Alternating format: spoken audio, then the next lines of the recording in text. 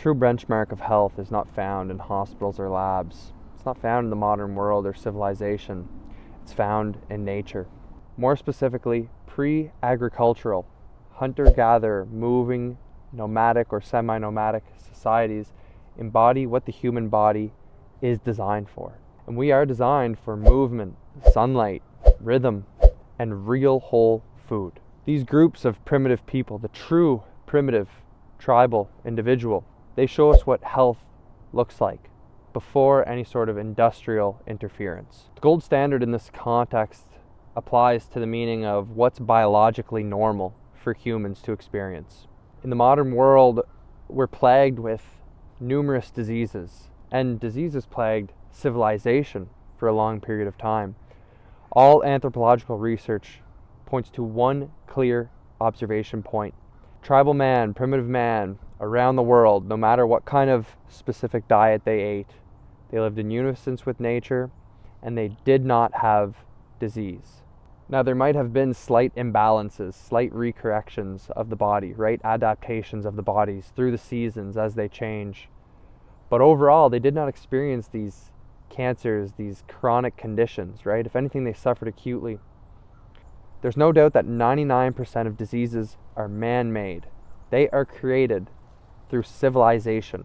And we see an insane rise, especially in the West, where we spend the most money on healthcare and have the worst disease and health outcomes. Our habits, things that we consume, these are the root causes. And of course, at the very root is a distance from creation, is a distance from nature and the Creator himself. Pre-agricultural societies, we saw taller, denser bones, stronger muscles, strong tendon attachments. As we moved into agricultural societies, people became shorter, they became less robust, they became more frail. Now, of course, hunter-gatherer maybe didn't look like a gym rat, but it's questionable whether or not that is the ideal human composition.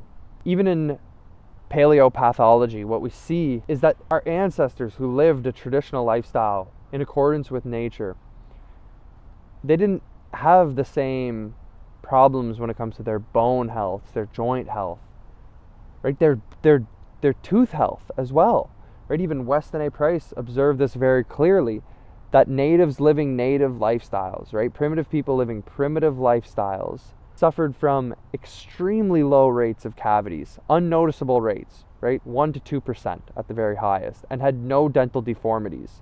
They had no deformities of the entire body, right? No structural deformities, no birth defects.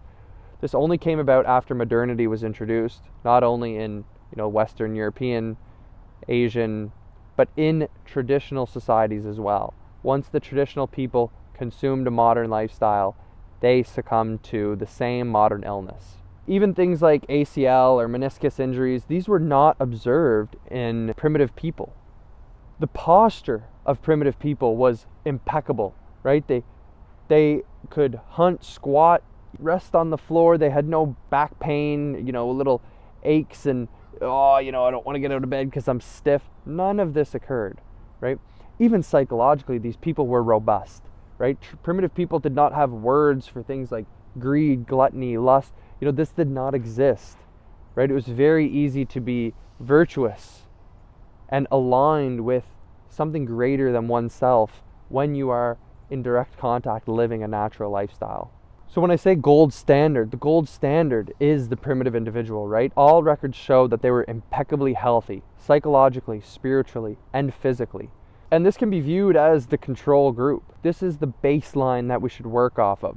Ever since when you study Egyptians, Greeks, Romans, even the Mayans who lived in post-agricultural societies were not totally devoid of disease. Once groups of individuals got too large, once it became too organized, once we stopped moving nomadically or semi-nomadically, that is when disease started to creep in to our lives. So there was no chronic illness, no degenerative diseases, no obesity, no tooth decay, no facial deformities, no birth defects. None of these things were present in the primitive people who lived a primitive lifestyle. And of course they aged, but they didn't degenerate, right? One of the biggest lies that we're told is that aging causes disease. This is absolute nonsense. Of course you become more frail, of course you may succumb to the elements, but this is a natural part of life. You should be able to live a very long life without suffering, right? There's no reason for that. So when people ask, oh, why would God create a world with suffering and disease? God did not create that, right? Creation is perfect. When we stray from creation, that is when disease creeps into our life, right? So the most true statement that you can take away from this video that you must understand is that disease can be defined as distance from the Creator and distance from creation, right? As we move away from nature, that's when disease comes. It should be noted too, that microorganisms, parasites especially, these are not the cause of disease, right? These are still natural phenomenon that we must honor, right? They play a very specific role. And the term parasite is a misnomer. Everything is in symbiosis. Everything is mutualism, right? Everything works in unison together. When you think a parasite or a microorganism causes disease, you're focused too far in the lab, right? You're too focused down the microscope. You're not looking at the whole of nature. And so I wrote a book on this, The Truth About Parasites, and you can go check that out. It's a very low-cost way to help support me and learn more about this. We have hundreds of references, human control experiments, and you'll learn a ton about natural cleansing and detoxification and the problems with things like zeolites and most ways that people approach herbs. Herbs are good in the natural approach, but if you're just taking supplements and pills, this is not the answer to get back to nature. So you can go learn about that. Links will be down in the description. You get access to that book as well as a 10-lecture series on parasites and so much more in the Beyond Train Academy, so make sure you go check that out too. That is well worth your time and money. If you sign up for the year, you get 2-hour consultations as well, so go check that out. The Academy entirely is about getting back to nature, right? And that's the whole point of this, right? We want to return to nature in every capacity. So psychologically, how do we heal? We return to nature, right? We return to the Creator. It's the golden key. It's about thinking about the greater, right? About the Creator, about the wholeness when things get stressful. It's understanding that storms always pass. So when you're in stressful times, this rainstorm will pass. Everything is temporary. And so moving forward is a necessary thing. Staying in the moment, that mindfulness, these are natural principles to heal from the psychological and the spiritual as well, right? All these things are very connected. To heal physically, you need to get back to a connection with the Creator as well. These are all interconnected. When we look at what these primitive individuals ate, of course, it was seasonal, local, and whole, right? There was nothing refined, nothing processed, nothing stored in plastic, nothing isolated, right? So when we're trying to bring the body back into balance, we don't want to overcorrect with isolated minerals or synthetic isolated vitamins or even a compound from a plant or, like glutathione supplementation or peptides. We want to get this nourishment from nature, from a whole, right? The whole, the complexity of nature is greater than just the parts. And so getting into balance with nature is a whole return. You cannot supplement your way back to nature. Supplementation did not exist, right? So maybe there were times where individuals would eat clay or bee pollens or whatever it may be. This is not supplementation. This is part of the natural lifestyle. These are the gold standard. This is what we're working off of as a baseline, right? So when you think about getting back to nature, that's what it's about. Now, around the world, Weston A. Price is one of the greatest examples of this. We saw that they ate meat, they ate organs, they ate seasonal plants, they had herbs, honey. A lot of them even ate rodents or insects. Fish was something that's so common around the world. Everything was extremely high in nutrient density because it was wild foraged. Again, the reason why things aren't nutrient dense, even things like everyone's arguing about, vegetables and fruit and whether you should eat them or not. If you eat them in the wild format, there's nothing wrong with that. It's agriculture that is the problem, right? Straying away from nature, right? So if you are going to garden, you are going to cultivate food, you need to embody the diversity of nature, right? Interplanting, biodynamic principles, right? Hugelculture, permaculture principles. You must embody nature and embrace nature to get the same degree of quality of food when it comes to plant compounds. And it is true, tribes from around the world, they did eat plants. The other thing that they did was they consumed lots of raw food. They understood that raw food was the most pristine form of nourishment. They did also eat cooked food, right? Now, is this technically a source of toxicity? Yes, but our bodies are able to deal with this in a natural quantity, right? They still consume tons of raw food, tons of fermented food. They ate wild clay, they drank wild water, right? Wild spring water, or wild water, even water from this lake in front of me, is a totally different thing. Getting your body accustomed to the water of this lake. This is a more suburban lake, so I wouldn't necessarily trust the water, not because of the contents naturally, but because of any contamination. But going deep into nature and consuming that water and rebalancing your body to be able to drink wild water is one of the best things you can do to get back to nature. When you look at the primitive people, they dig a little hole in the ground, they stick their head in and they take a sip. That is what's natural. So you cannot miss any point in the return to nature. You must embody all of these principles. And this is truly the blueprint to healing.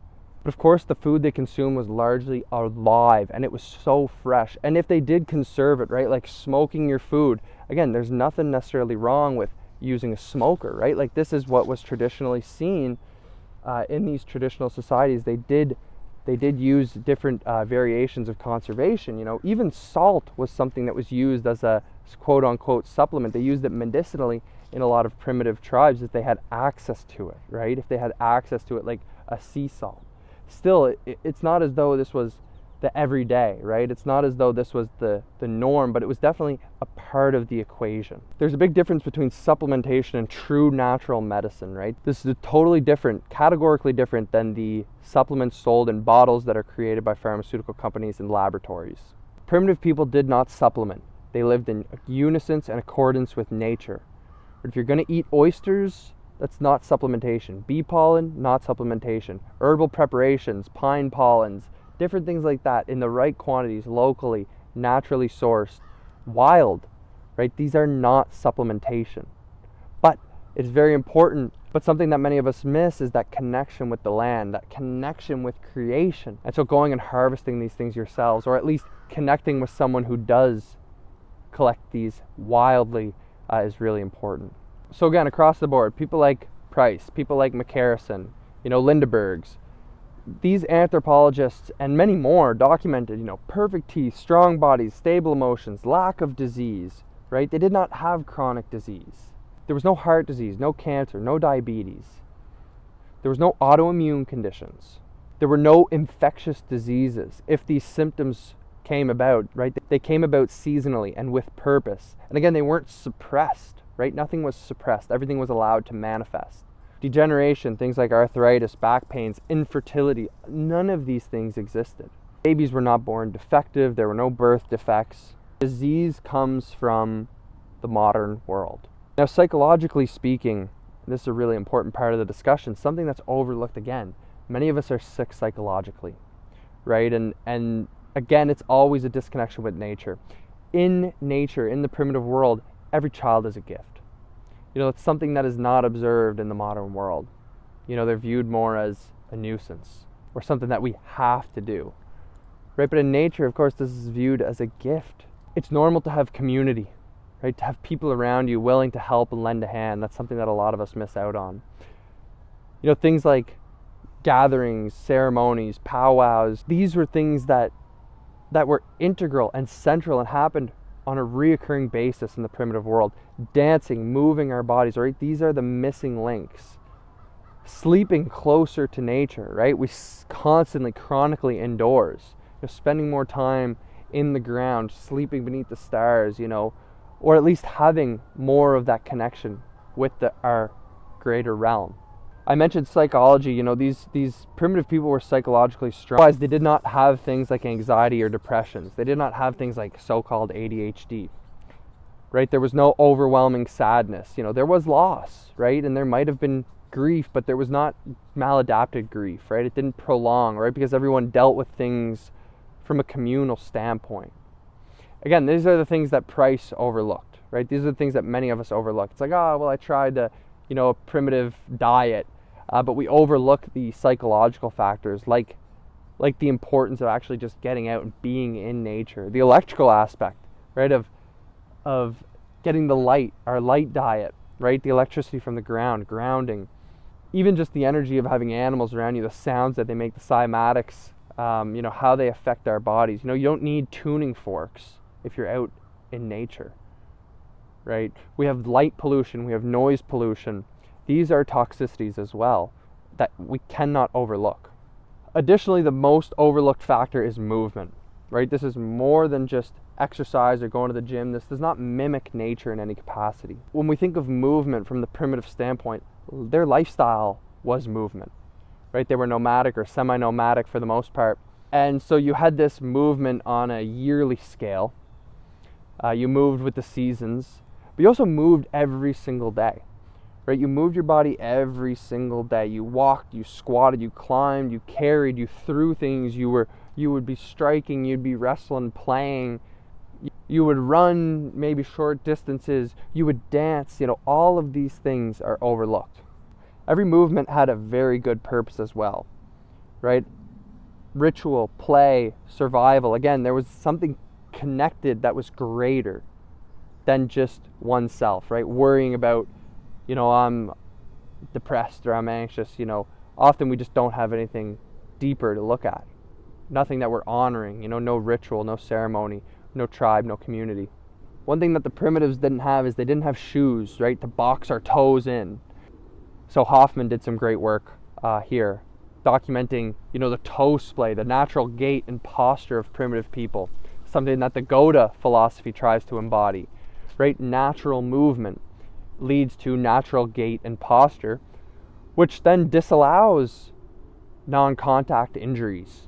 You don't sprain your ankle, when you've built a strong foundation, which comes naturally, walking on uneven surfaces. Shoes without support. If you were to wear a shoe, you would have, it would be a very minimalist shoe, right? Made of just leather. There wouldn't be any great support. And so they were strong, they were mobile, and they were pain-free, right? So even from a movement perspective, right, this is the missing link oftentimes. If you have aches and pains, again, these are big problems. Now, another one is chairs. We sit in chairs constantly. Now, I'm in a chair-like sitting position right now, but resting on the floor, again, introduces these proper movement patterns. Still, my chest and my head are in front of my hips. My feet might be off to one side, but I'm getting that slight imbalance that I'll correct later when I move to a different position, right? So constant flux, constant movement. Floor resting is a much more active way of resting as well, right? So you're not necessarily resting, quote unquote, like sleeping on the floor, right, on harder surfaces. Maybe an animal pelt, right? Still, it's going to be a pretty hard surface. And so again, you're still going to be in this active flux resting state, right? It's not going to be complete sedentary lifestyle, like sitting in a chair and huddling up like that and looking down at your phone and sinking into a couch or sinking into a memory foam bed. These are all parts of the puzzle, right? And so the way that our physical body informs the rest of our function as well, physical structure is very important. We're structured in such a manner that allows for the right function to come about too from our organ standpoint. So for our organs to function properly, we need proper structure and alignment of the body. For our muscles, our joints to all work in unison together, we need that proper baseline, that proper structure. And so again, it comes back to this principle of the nature, the natural terrain is what trained the individuals, right? And this is, again, the gold standard for movement. You look at primitive people, right? People who live to be 100 years old and can still move and run and sit on the floor, get up and down off the floor. These are the gold standards. Movement, again, has implications in the psychological world. We're chronically stagnant. And so then our thoughts, our spirit becomes stagnant as well, right? So I work with many people from the mental side of things. And often what you see with mental stagnation is going to be physical stagnation as well. And so moving your body is one of the best things that you can do, right? Again, it's that missing link. It's that missing link to healing. It gets the lymphatics moving, gets circulation going, it gets the blood pumping, it gets your digestion working better when you're moving in spirals, right? When you're moving naturally. And so getting back to nature is the answer, right? It's very clear that primitive man is the gold standard of health. They had absolutely no disease. They had no disease psychologically, spiritually, or physically. No chronic diseases, no infertility, no gut issues, nothing. What they consumed was nature. It was not isolated chemicals, it wasn't peptides, it wasn't vitamins. They consumed whole natural foods, often raw, sometimes cooked, but it was always local, always seasonal, and always fairly fresh. Life was a lot more abundant than we think. We think, oh, well, they must have struggled. Maybe they went without food. For the most part, no. The fish was so plentiful in the rivers, especially here in North America, they discuss. It was so plentiful you could go in and catch them with your hands. It's not like you had to sit there with a fishing line try to catch salmon. You could literally go in and catch fish with your hands. Right? Life was so abundant. The primitive individuals, they had it figured out. You ever go hunt or fish with a native person, they're calling them in. The animals are just coming to them. It's such an amazing experience, right, to be around. They have this connection with the land, right? It was ingrained in their language, in their stories, in their ways of life. And of course, the creator understands that. And so then when you live in unison with nature, there is no disease. Even in the modern world, all is still symbiotic, all plays a role, right? Disease plays a very important role. And if you want to learn more about that, of course, you can go check out the Beyond Train Academy, where we dive into the role of symptoms, that we should not demonize or suppress symptoms. Right? We dive way deep into natural living, how to incorporate nature into your life. But the whole idea is integrating nature into our modern lives. We have to stop fighting nature. We fight the manifestation, we fight the symptoms, we fight the microorganisms, we fight the parasites. This is not the answer, right? To get back to nature, we have to think more positively, more symbiotically, right? More holistically, on a greater level. We need to eat real food, move naturally, sleep with rhythm, touch the earth, spend more time in nature. These are the true answers to health, vitality, to become the best version of yourself. The modern experiment has failed, right? Artificial life has completely failed. We've gone so far down the rabbit hole that now we have individuals like biohacking and getting blood transfusions and taking isolated supplements, hundreds of supplements a day. This is not natural. You cannot mimic nature. You could try to get as close as you can, but you'll never get the complexity and the wholeness that the Creator has blessed us with. The pre-agricultural, semi-nomadic, nomadic hunter-gatherer is the touchstone. It is the reference point. It is the gold standard of health. And so getting back to that as much as you possibly can is not regression. It's getting back to a wholeness, getting back to balance. It's getting closer with the Creator. Fundamentally, it's remembering who we are. Hope you all enjoyed. Check out the Beyond Train Academy if you want to learn more.